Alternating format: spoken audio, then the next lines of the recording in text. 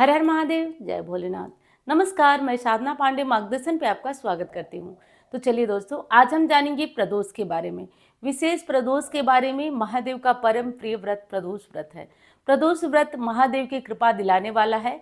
यदि हम हर कामनाओं की पूर्ति चाहते हैं, किसी भी तरह से जीवन में कष्टों से मुक्ति चाहते हैं, तो हमें मुंह मोड़ करके प्रदोष का व्रत करना चाहिए। मुंह मोड़ने का अर्थ है कि बिना कुछ सोचे समझे विचार किए प्रदोष का व्रत धारण करना चाहिए। प्रदोष का व्रत धारण करने से हर तरह की दुख, तकलीफ और समस्याओं से मुक्ति मिल जाती है। जैसा कि आप जानते होंगे, चंद्रमा ने भी अपने क्षय रोग को दूर करने के लिए प्रदोष व्रत ही धारण किया था और उनका क्षय रोग महादेव की कृपा से दूर हुआ था। तभी से प्रदोष व्रत को कामनाओं की पूर्ति के लिए विशेष माना जाने लगा और कलयुग में भी ये व्रत बहुत विशेष है। तो प्रदोष का व्रत हम सभी को अनिवार्य रूप से करना चाहिए।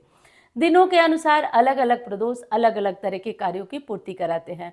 जैसे इस बार यानी कि इस बार का जो प्रदोष है वो शुक्रवार को पड़ रहा है, शुक्रवार 13 दिसंबर को। और ये प्रदोष बहुत विशेष है।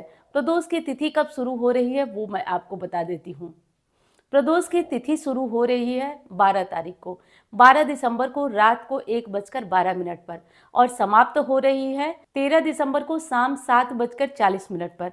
तो इसलिए 12 को नहीं, 12 की रात में शुरू हो रही है, इसलिए 13 दिसंबर को प्रदोष व्रत और 13 दिसंबर शुक्रवार को शुक्र प्रदोष व्रत का जो अनुष्ठान है वो किया जाएगा। तो शुक्र प्रदोष अपने आप में बहुत विशेष होता है, शुक्र को मजबूत करता है।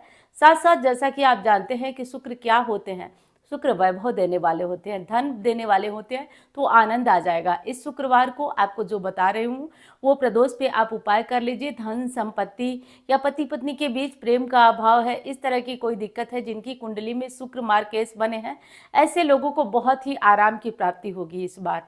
तो शुक्रवार का दिन है और शुक्र प्रदोष व्रत जीवन में आनंद लाने वाला होता है। जिन लोगों को जीवन में धन की कमी है, किसी भी तरह से पैसे इकट्ठे नहीं हो रहे हैं, बहुत समस्याएं हैं या अपार धन पाना चाहते हैं, वो शुक्र प्रदोष से प्रदोष का व्रत धारण करें तो उत्तम होता है। जिन लोगों को जीवन में अचूक धन चाहिए, अकूत धन चाहिए, उन्हें जो है शुक्रवार का प्रदोष करना चाहिए। और शुक्रवार का प्रदोष इस बार 13 दिसंबर को है, तो जिन्हें व्रत धारण करना है वो शुक्र प्रदोष व्रत से व्रत कर सकते हैं। शुक्र प्रदोष व्रत में क्या करना चाहिए वो सारी बातें आज की वीडियो में बताती हूँ।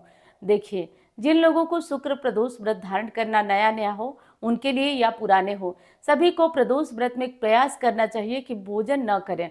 यानी कि जो एक टाइम नमक जो मीठा भोजन करते हैं वो भी ना करें तो उत्तम होगा। लेकिन कोई शारीरिक समस्या है, रहा नहीं जाता आपसे, कोई दिक्कत है तो आप बिल्कुल भोजन कर सकते हैं, कोई दिक्कत नहीं है। लेकिन रहा जाता है, आपसे कंट्रोल हो जाता है, तो आप इस व्रत को करें, बल्कि भोजन न करें। और हाँ, प्रदोष में भी नमक का त्याग किया जाता है। अगर कोई शारीरिक दिक्कत है, कोई समस्या है, आप कर ही नहीं पा रहे हैं, तब आप सेंधा नमक का प्रयोग करिए, नहीं तो नमक नहीं खाया जाता है प्रदोष व्रत में। प्रदोष व्रत में जो पूजा होती है वो विशेष पूजा शाम को होती है। वैसे तो सुबह के समय भी पूजा हो सकती है, लेकिन शाम के समय, जैसे बहुत सारे कमेंट आए हैं कि शाम को ठंड लगती है तो क्या प्रदोष में हम पूजा दिन में ही कर सकते हैं। देखिए, अगर किसी तरह से शारीरिक असमर्थता है, कोई मजबूरी है, तो मैं ये नहीं कहूँगी कि शाम को आपसे नहीं हो पाता है तो आप जाइए करिए। आप सुबह में भी विधिवत महादेव की पूजा करिए। मैं सुबह का भी मुहूर्त आपको बता देती हूँ। और सुबह में भी त्रयोदशी तिथि रहेगी तो कोई घबराहट नहीं है, आप बिल्कुल कर लीजिएगा। सुबह की पूजा का शुभ मुहूर्त है 9:07 से लेकर के और 10:15 तक। तो आप इस मुहूर्त में सुबह की पूजा बिल्कुल निश्चिंत होकर के कर सकते हैं। अब बात कर लेते हैं कि शाम की पूजा का शुभ मुहूर्त क्या होगा। शाम की पूजा का मुहूर्त होगा शाम को 5:26 से 7:40 तक। इसी मुहूर्त में आपको प्रदोष की पूजा प्रदोष काल के अंतर्गत कर लेना है। अब बात कर लेते हैं कि कौन सा उपाय करें। तो देखिए, इस बार तो आनंद आ जाएगा।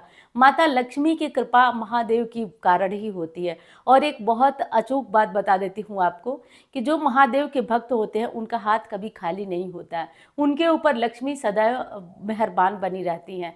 और ऐसा शास्त्र में, शिव पुराण में भी कहा गया है कि महादेव की जो पूजा करता है उसको लक्ष्मी को बुलाना नहीं पड़ता है उसकी आराधना, लक्ष्मी की आराधना वो करे न करे, केवल महादेव का पुजारी हो तो उसके घर में धन वैभव की कमी किसी भी तरह से नहीं होती है। तो आज प्रदोष है।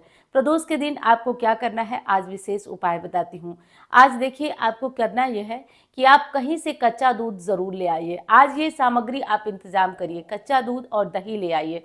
और कच्चा दूध से शिव तांडव स्तोत्र अगर याद है तो ठीक है, नहीं याद है तो किताब आगे रखिए और किताब पे पढ़ते हुए आप शिव तांडव स्तोत्र बोलते हुए आप थोड़ा थोड़ा दूध गिराकर महादेव का अभिषेक करिए। आपकी कुंडली में राहु केतु पीड़ित हुए, लक्ष्मी जी की कृपा नहीं हो रही है, कोई भी दिक्कत आ रही है तो आपको आनंद आ जाएगा।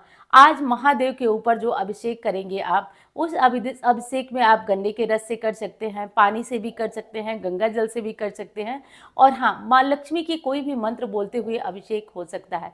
अब कुछ बुद्धिजीवी लोग जो है हमारे लोगों से कहे थे, फोन आया था कि ऐसा नहीं किया जाता है, लक्ष्मी जी का कोई मंत्र बोलते हुए नहीं होता है। देखिए, बिल्कुल हो सकता है, कोई दिक्कत नहीं है। नारायण की पूजा भी शिवलिंग पे होती है, लक्ष्मी जी की भी पूजा होती है, तभी तो कमल इत्यादि भोलेनाथ को भी चढ़ता है। तो इस तरीके से करके आप बिल्कुल करिए, कोई भी दिक्कत नहीं है। और हाँ, आज दही से पूरे शिवलिंग पे लेप जरूर करिए। अब प्रश्न आएगा कि क्या महिलाएं छू सकती हैं? जी बिल्कुल, मैं जैसा कि आपको बताती हूँ कि हमारे यहाँ बहुत पुराने टाइम से मंदिर था और मैं बचपन से स्पर्श करती आई हूँ, आज भी करती आई हूँ। बाबा ना कभी नाराज हुए हैं ना होंगे, तो इसलिए आप सभी बिल्कुल उनको, शिवलिंग को आज कच्चे दूध से और दही से आज स्नान कराइए।